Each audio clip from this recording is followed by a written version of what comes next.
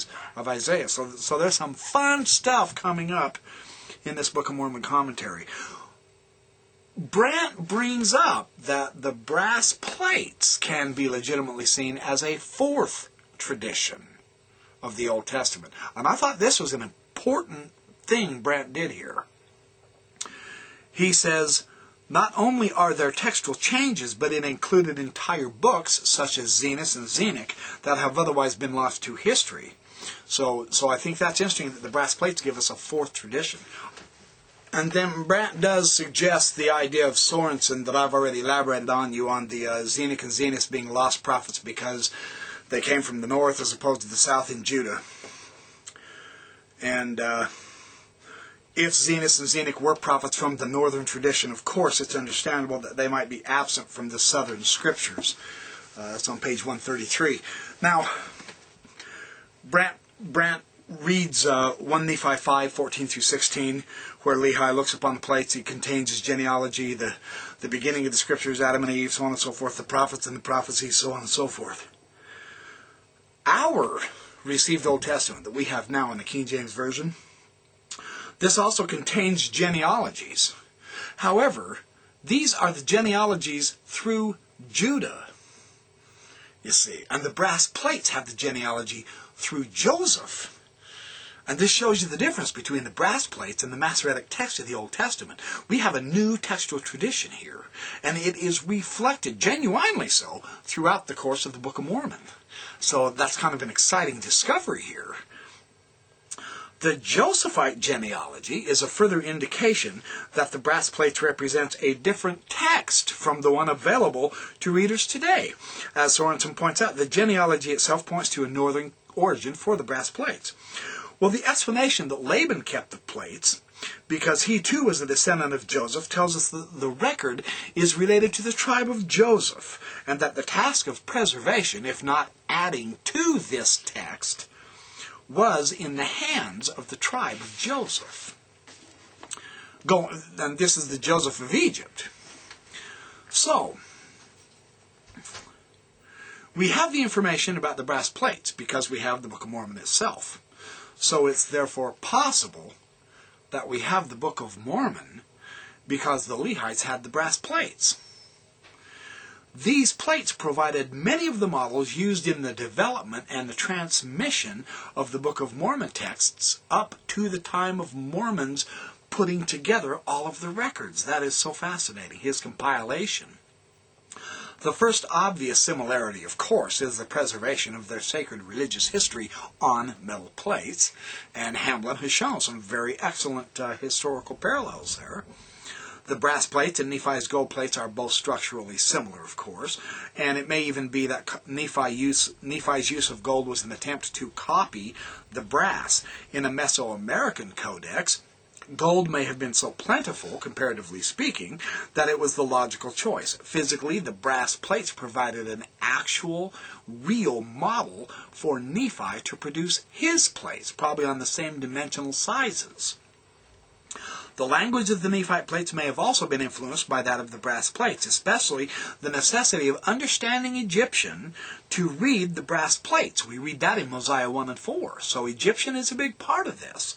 If they were written using any form of Egyptian, Nephi's decision to use Egyptian, which is later at the end of the record called Reformed Egyptian by Mormon. Nephi didn't call it Reformed Egyptian. He was not writing in Reformed Egyptian on his small plates. He would have been writing in Egyptian. This would have been influenced by the sacred languages in which the brass plates themselves were written. Isn't that fascinating how language, politics, history, religion, actual mechanics of recording the materials is all tied up here. It's so fascinating how it all comes together.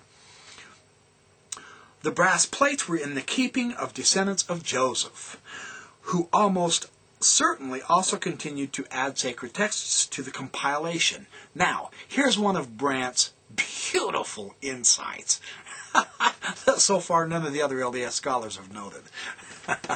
Brant also is a sharp cookie. I love reading his stuff.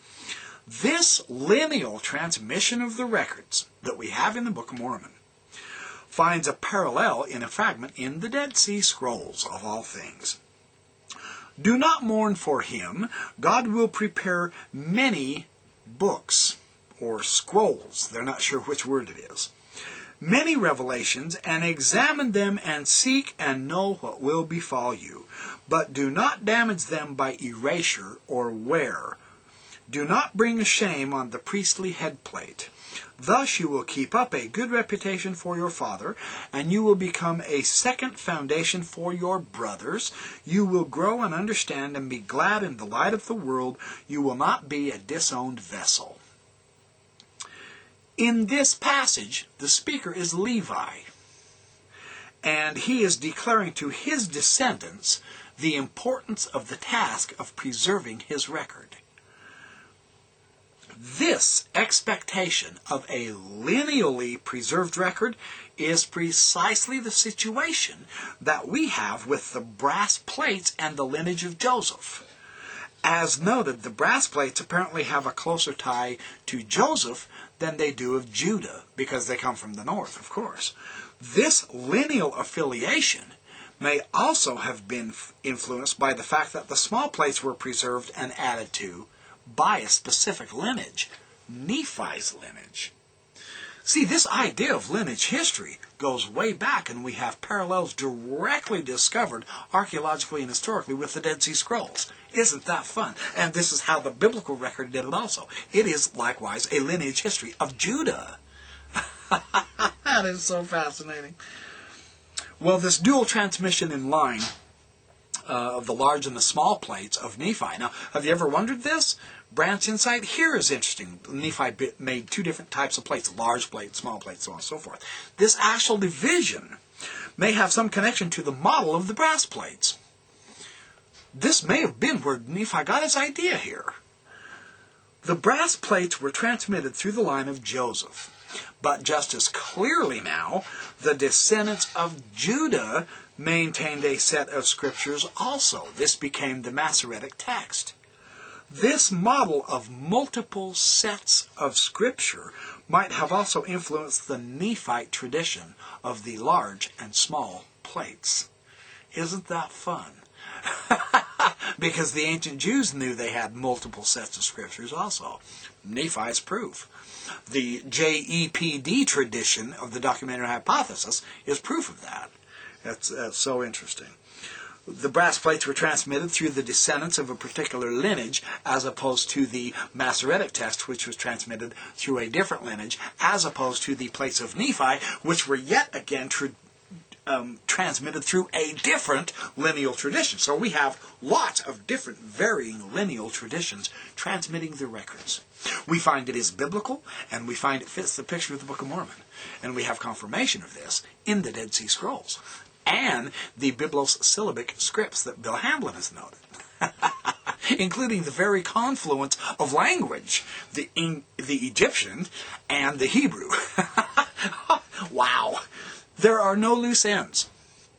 There are no direct contradictions, and there is complete, even in the minutest of details, these brass plates are seriously significant.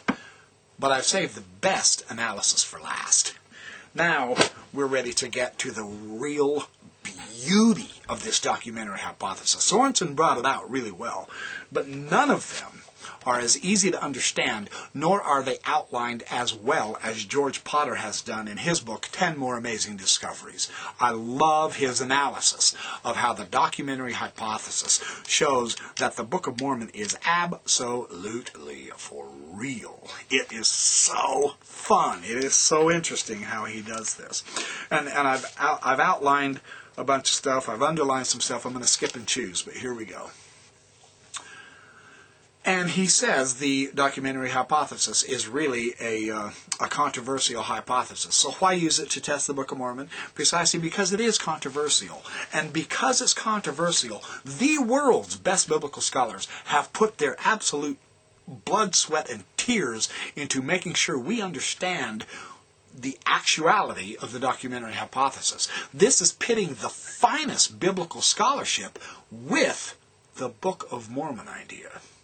We can't get better biblical scholarship than we have with the documentary hypothesis. I think that's a pretty powerful insight. This is the real McCoy, so to speak. This is not mamby-pamby biblical scholarship and wishing wannabe. This is solid research for the last 100 years.